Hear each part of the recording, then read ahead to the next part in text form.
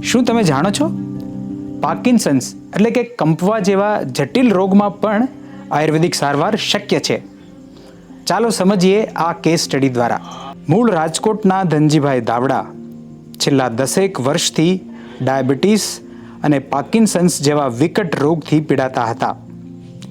શરૂઆતમાં તો માત્ર હાથમાં હળવો કંપ હતો, પણ સમય જતાં આખું શરીર જકડાઈ ગયું.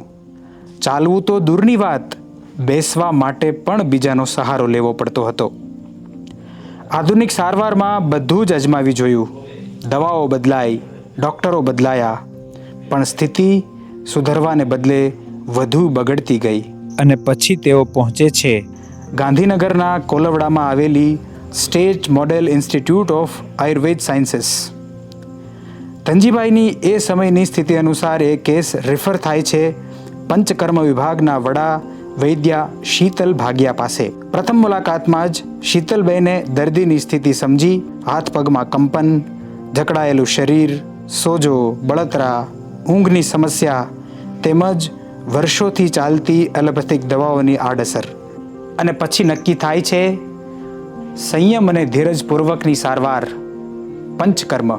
હોસ્પિટલમાં દાખલ થયા પછી પ્રથમ 3 દિવસ શોધન બસ્તી અને ઉદ્વર્તન કર્મ કરવામાં આવે છે, અને પછીના 25 દિવસ સર્વાંગ અભ્યન, શ્વેદન, મધુતૈલિક બસ્તી, નસ્યકર્મ અને શિરોધારા.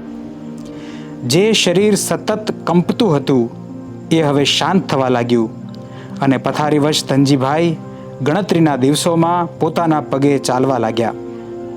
ધનજીભાઈ કહે છે, મને તો લાગતું હતું કે હવે આ રોગ સાથે જ આખી જિંદગી જીવવી પડશે, પણ કોલવડા આયુર્વેદ હોસ્પિટલે મારી આશાને ફરી જીવંત કરી.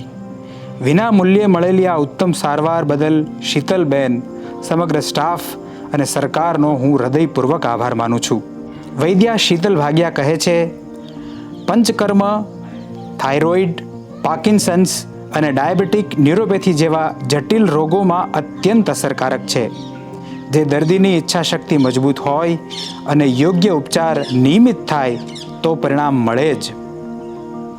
આધુનિક ટેકનોલોજીના યુગમાં લોકો આયુર્વેદને ભૂલી ગયા છે, પણ જ્યારે આધુનિક વિજ્ઞાન કેટલાક રોગોમાં મૌન બની જાય ત્યારે આયુર્વેદ આશાનો દીવો બનીને ઊભું રહે છે.